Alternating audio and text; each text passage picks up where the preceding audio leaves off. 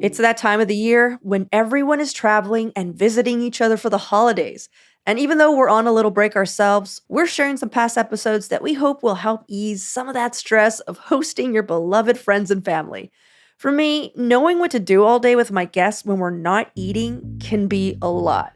So today on CityCast Portland, lead producer John Notarianni and audio producer Giulia Fiaoni join me to talk about the best places to give visiting friends and family that genuine Portland experience. It's Tuesday, December 26th. I'm Claudia Meza, and this is what Portland's talking about. John, Giulia, welcome back to your show. Thank you. Glad to be here. Thanks, Claudia. Yeah. So we're going to talk about our favorite places to take newcomers or visitors to get that Portland experience.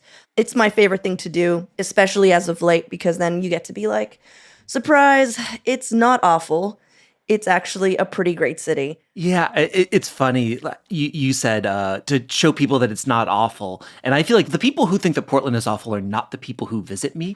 The people who visit are the ones who are like, I heard you live in the most amazing place in the entire world. And I need to see how amazing this place is. And which is such a fun way to host guests, just to be like, yes, I will show you around. And I think for me, the thing that kind of nails it isn't necessarily my favorite personal place in Portland, but it's the place that I think gets the vibe the most, and that's the Portland Japanese Garden. You ever make it down there? Mm-hmm. It's just so gorgeous and peaceful, and depending on the time of year, it can look really different. If you go in the fall when the leaves are changing, it's amazing, and it just feels like you are in this Pacific Northwest fairy tale land, but it's also really accessible. It's not like a hike that's gonna break somebody's spirit because they're out in the wilderness for so long. It's an easy way to sort of whisk people through the area, and it's just really beautiful.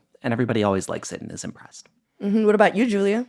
I've been to the Japanese gardens a few times, and I totally know what you mean, John. But for me, I couldn't think of a more opposite Portland fave to bring a newcomer. Oh boy. I would take my visitors to the Goodfoot on Southeast Stark. For some reason, when I think of showing someone a good time in Portland, it involves dancing and music and good bar food. So this spot's a personal fave for me because upstairs there's a pool table, pinball, rotating local art on the walls. So it's a very like Portland-y feeling bar. But downstairs in the basement, there's live music and events almost every night for you to kind of just like pop in and see if you want to go, if you're upstairs already enjoying yourself. And all that included, there's also Baby Doll Pizza next door. So after you're a few beers in, you can choose to go grab a pizza with your friends. It makes for a really good experience. You don't really have to go anywhere else if you want to go for a night out. Mm-hmm. Would you take your parents there, though? You know, I wouldn't mind taking them there, probably for like an earlier night. They get it. They would enjoy themselves. Oh, Julia's got cool parents, everybody. Julia's got some cool parents. Shout out my mom and dad. They'd get it. They'd appreciate it, which is sweet. It's like, it's not too intense of a place where you can bring quite a few different types of people there. Yeah, I bring that up because I realize that like, it depends where you take people. Your favorite places is like, oh, your favorite place to take your parents or, adults or people that are older than you, just as John said, because it might be a bit more accessible if they're not triathletes. Mine kind of is a catch-all for everything, and it is Mount Tabor. For one, you get that sweet, like, walk up. I get to tell you all about how Mount Tabor is an extinct, volcano. I get to sound smart. I show people the reservoirs. I tell them they're not used anymore, and I get to tell them fun people pee in their stories. And then, as featured on previous episodes of CityCast Portland. Look, I'm like a tour guide here. And then I wrap them up. We go all the way to the top. They see a beautiful view, and if it is like peak summer, is it push pull? The piano place, the piano project that like puts pianos in really awesome places in the summer. They usually have one at the top. Oh, no way. And I have friends who actually like program concerts for them. Like you can go see them play Bach or you can go see them play their own music.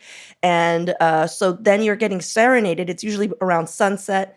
and they're playing the piano, Yes. and then you're seeing people do weird calisthenics on one end. It's just like, it's so Portland because everyone's enjoying the same space in their own way. Yeah, it's sort of like the triple threat of Portland because you can get like a pretty view. You can do like a little hikey hike, you know, you're not going to necessarily do like an all day hike, but you can get out and walk Exactly. around and walk some trails. And you can also do some like lounging in the grass and like bring a picnic blanket. Yeah. So what about you pick up your friend? I don't know about you, but I pick up my friends from the airport just because it's so easy. I think we have like the our airport is the easiest to access. It's not like dropping someone off at LAX or something.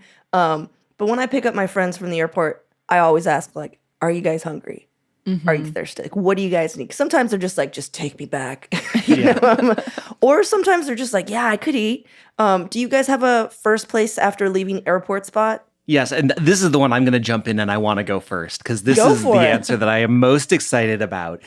The number one place that everybody should go when they leave PDX is Gartner's Country Meat Market. What? Gartner.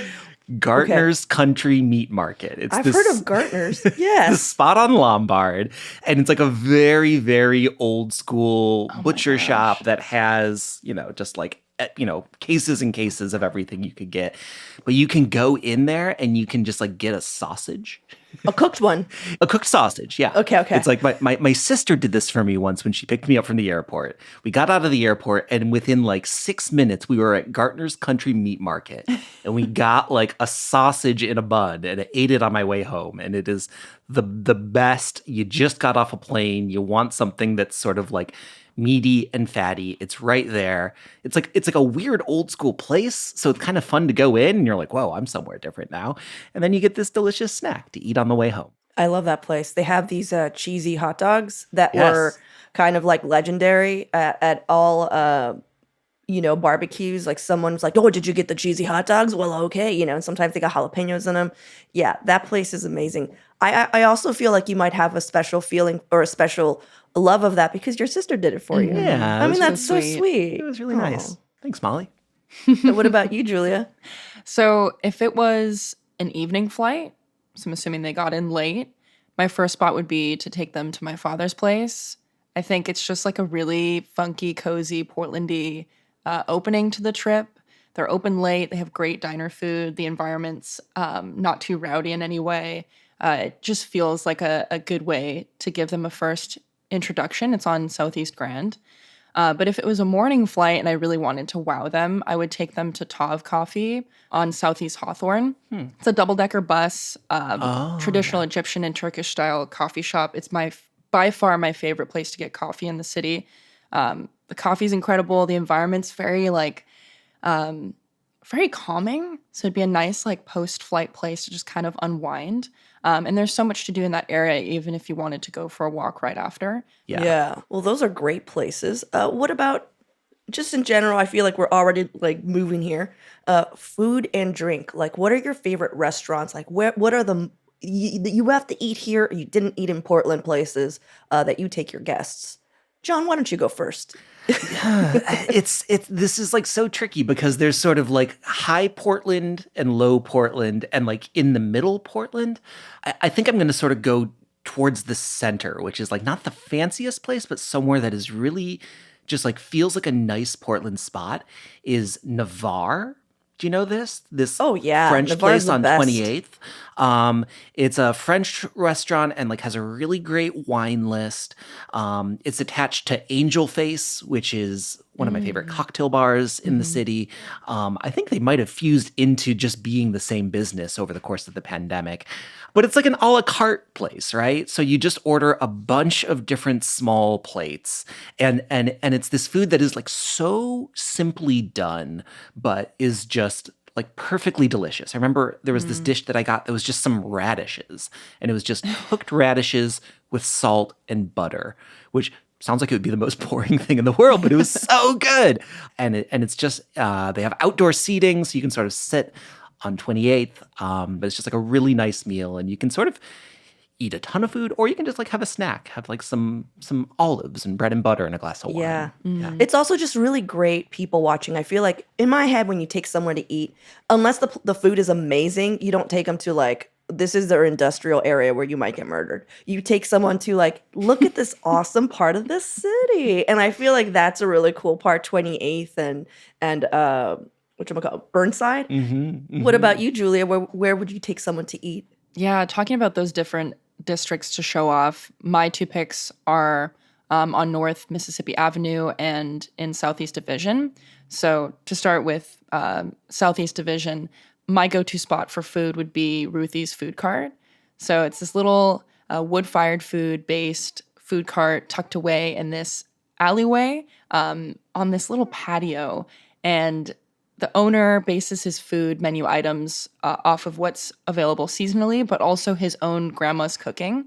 And it's incredible. But what makes it really special is that it's on this little patio that's also shared with a bar space. The bar is called Someday. And you can bring the food from the food cart inside the bar and have drinks in there and eat as well, or you can stay outside on the patio. And it feels like this like really sweet community space. Everybody's having a good time. And it gives you options on where you can eat depending on what the weather is. That one for sure. And then the next one I have to shout out, Lovely's 50/50. The area is great, but also the pizza is just to die for. We all know that. But what makes it great is also because they're a little bit busier, sometimes there is a wait. So there's a bar next door called Interurban that you can go and grab a drink at, some appetizers before you head into Lovely's. Makes for a fabulous experience getting to see Mississippi as well. I love that. Yeah, you kind of hit it because I feel like you haven't visited Portland if you haven't gone to a fun food pod.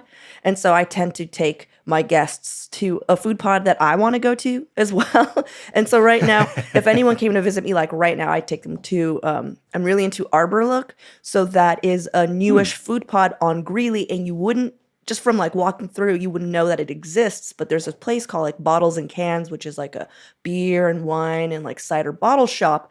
And there is, if you go towards the back, connected to this bottle shop is this wonderful pod. It's just beautiful and it feels very, there's something about it that it feels a little like Mexican. And I think it's because they actually have like these Mexican, like paper artwork. And most of the food carts are Mexican, but that's actually where Wonder Boy Smokehouse that barbecue place is. And I mean, that place is some of the best barbecue in town. And I feel like that was like the starting food cart. And then it was built around. So you also have wood fire pizza and like two excellent Mexican food places. And there's a window right there for frosé, for beer, for wine from the bottle shop. And I just think it's like it's not huge. It's just like enough to get like what you were saying, Julia, just to get that feeling of like I'm somewhere and I'm in a community. And I feel like to me, that's the best thing that Portland can offer someone who's maybe doesn't feel that in their own city, is like that connection of like we all hang out together, we have our dogs and like it's fun. Absolutely. Yeah. I mean, and the thing that's cool about Arbor Look is that it's pretty deep in a neighborhood up on Greeley, right? It's not like in the central city. And I think that it's the sort of place where, if it's like right down the street from your house, you can be like, oh, here's this place that we can walk to that's just a couple blocks away. And if it's like all the way on the other side of town, it's also cool to be like, let me take you to this like really awesome tiny little neighborhood nook that you would never discover on your own, but I know where it is, even though it's like all the way across the city as well. Yeah. And you can also walk to, Willamette Boulevard and you could see a beautiful view because those are like the other bluffs, where you just walk through and they close the streets just for bikes and people walking through. And so I feel like that's also a really gorgeous walk just along Willamette Boulevard. You know which one I'm talking about, right? Yeah, the dog bowl. Yeah. Yeah. Well, we used to call it Tick Valley. Just beware because that's where ticks live. But I'm just talking about the street itself.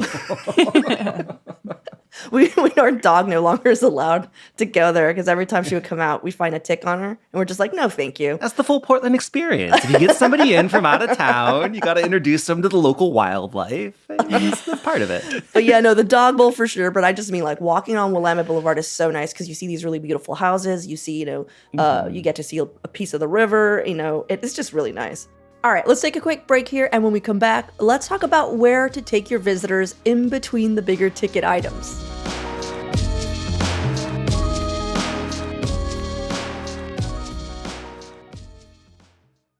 I know that when people come, you usually have an agenda, and it's usually based around food or a show or something, but there's always that time in between I'm not hungry, I can't drink anymore.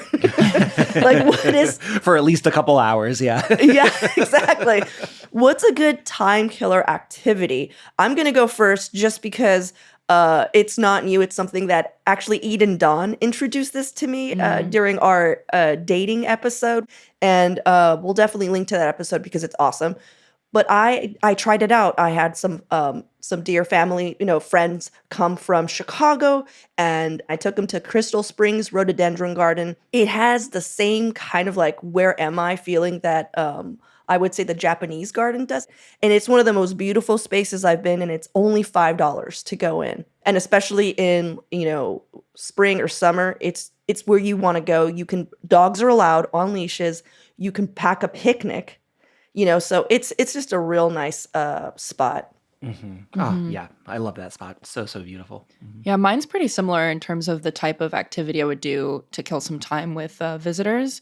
And John mentioned this earlier, but I would actually take people to Washington Park, which right above Washington Park is where the Japanese gardens are. So the reason why I'd pick that area is because not only is there Washington Park, there's the Japanese gardens, the Rose Gardens, Pittock Mansion. You could see a skyline view of Portland. There's so many different little outdoor garden space areas to sit and enjoy, walk through and enjoy.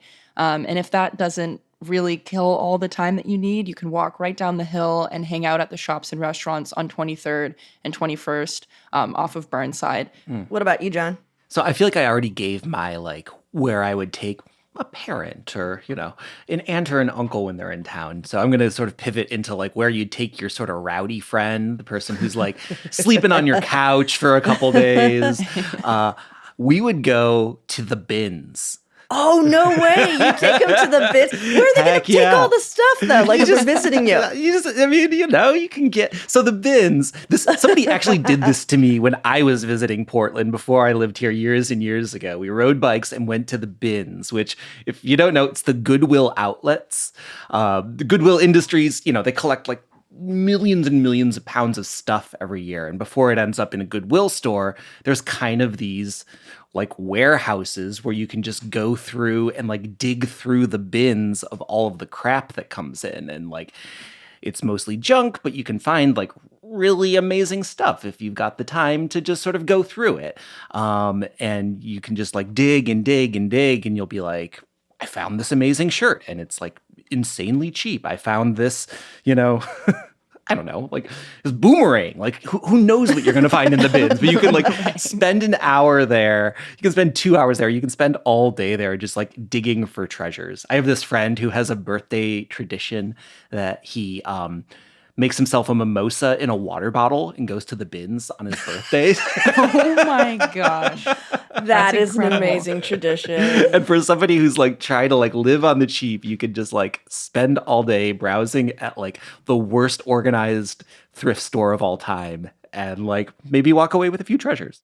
I always thought it was the things they couldn't sell at Goodwill. And for some reason, I thought that was even funnier.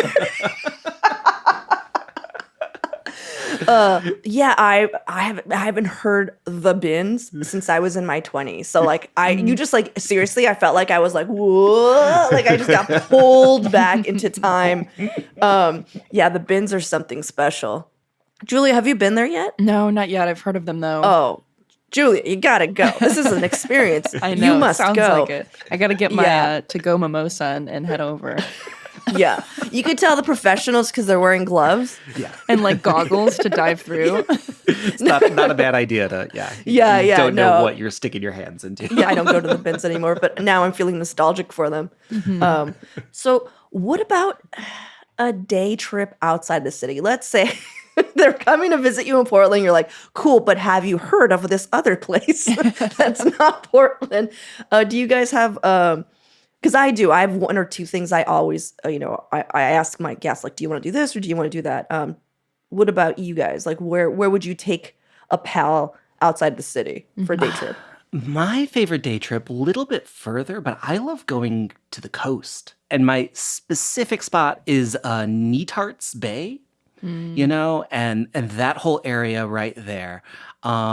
It's not as built up as a lot of the rest of the coast. Like just to the north of Netarts is this beautiful beach in Oceanside, and there's like 2 tiny restaurants in this little town that you can go and hang out. It's never super crowded, and you can get the most. That's where I go when I want to like take people on a oyster trip, because there's like a gas station in Netarts that has oysters that have come like right out of the bay there, and you can get like a dozen oysters for like next to nothing, and just take them, pay for them at the gas station, and then go and eat them on the beach. That is like a super easy, like fun, special little day trip that I love. If you know, you know, because gas station oysters, they really do hit the spot. They really do.